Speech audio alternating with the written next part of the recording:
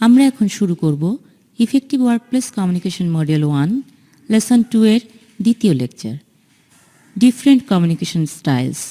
মানুষ যেভাবে নিজেদের প্রকাশ করে অন্যদের সাথে কমিউনিকেট করে এটাকেই যোগাযোগের ধরন বা কমিউনিকেশন স্টাইল বলতে বোঝায়।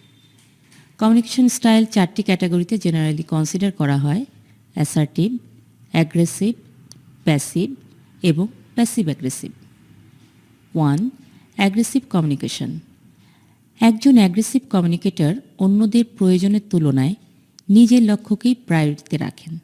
এই ধরনের কমিউনিকেটর কনভারসেশনের মাধ্যমে সাধারণত ফোর্সফুল, লাউড এবং ডমিনেটিং হয়ে থাকেন। তার কমিউনিকেশনের ফোকাস হলো নেগোসিয়েশন বা আলোচনা তার কন্ট্রোলে রাখা এবং যে কোনো ইন্টারাকশনে জয়লাভ করা। স্ট্রেংথ, নিয়ন্ত্রণ বা ইন্টিমিডেশনের মাধ্যমে স্বল্পমেয়াদী ফলাফল অর্জন করা। চ্যালেঞ্জ, তার কমিউনিকেশন অ্যাপ্রোচের ফলে প্রায়শই সংঘাত, ক্ষোভ এবং সম্পর্কের ক্ষতি সৃষ্টি করে। ইফেক্টিভনেস, কমিউনিকেশনের ক্ষেত্রে একজন অ্যাগ্রেসিভ কমিউনিকেটর সাধারণত ইফেক্টিভ হয় না। 2. Passive communication.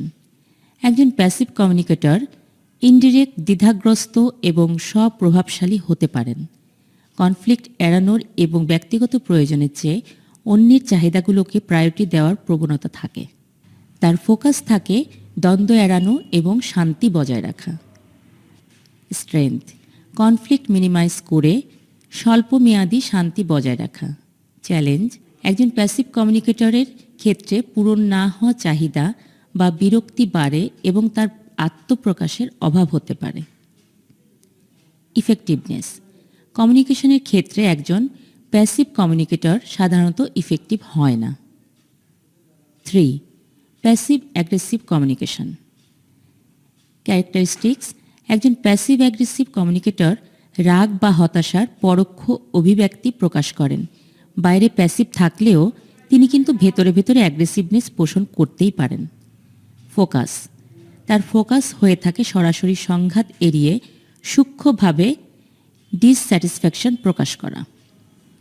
স্ট্রেংথ, এই ধরনের কমিউনিকেটর সরাসরি সংঘাত এড়িয়ে অনুভূতি প্রকাশ করতে পারেন। চ্যালেঞ্জ, তবে তার প্যাসিভ অ্যাগ্রেসিভ কমিউনিকেশন স্টাইল বিভ্রান্তি সৃষ্টি করে, বিশ্বাসকে আন্ডারমাইন করে এবং প্রায়শই অমীমাংসিত সমস্যার দিকে পরিচালিত করে।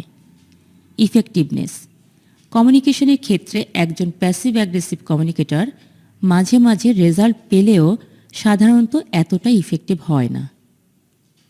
4. Assertive communication.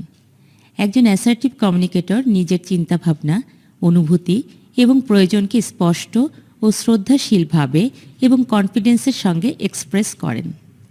তার ফোকাস হয় কমিউনিকেশনের মাধ্যমে ব্যক্তিগত প্রয়োজনগুলির সাথে অন্যদের প্রতি সম্মানের ব্যালেন্স বজায় রাখা। স্ট্রেংথ, মিউচুয়াল রেসপেক্ট, আত্মবিশ্বাস এবং কনস্ট্রাকটিভ বা হেলদি আলোচনা উৎসাহিত করে সলিউশনস ওরিয়েন্টেড হয়ে থাকে। যারা বেশি প্যাসিভ বা অ্যাগ্রেসিভ তাদের জন্য একজন অ্যাসার্টিভ কমিউনিকেটর চ্যালেঞ্জিং হতে পারে। ইফেক্টিভনেস, কমিউনিকেশনের ক্ষেত্রে একজন অ্যাসার্টিভ কমিউনিকেটর হাইলি ইফেক্টিভ হয়ে থাকেন। কোন কমিউনিকেশন স্টাইল কোন সিচুয়েশনের জন্য প্রযোজ্য? অ্যাসার্টিভ কমিউনিকেটররা সাধারণত সবচেয়ে বেশি ইফেক্টিভ হয়ে থাকে কারণ তারা সৌহার্দ্যপূর্ণ, সৎ এবং সম্মানজনক পন্থাকে উৎসাহিত করে। অন্যান্য স্টাইল অ্যাগ্রেসিভ, প্যাসিভ বা প্যাসিভ অ্যাগ্রেসিভের ফলে মিসকমিউনিকেশন এবং কনফ্লিক্ট বাড়ে। পুরো লেকচারের বিভিন্ন পয়েন্টগুলো আরেকবার দেখে নেই। আমরা 4টি কমিউনিকেশন স্টাইল দেখলাম: অ্যাগ্রেসিভ, প্যাসিভ, প্যাসিভ অ্যাগ্রেসিভ এবং অ্যাসার্টিভ। প্রতিটি কমিউনিকেশন স্টাইল এর নিজস্ব স্ট্রেংথ এবং চ্যালেঞ্জ নিয়ে আসে।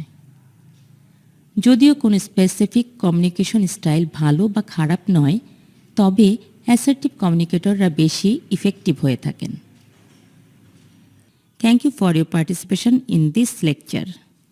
এর পরের সেশন অ্যাক্সেসের জন্য অনুগ্রহপূর্বক এই ভিডিওটি দেখা শেষ করে ভিডিও প্লেয়ারের নিচে স্ক্রল করে কমপ্লিট বাটনে ক্লিক করুন।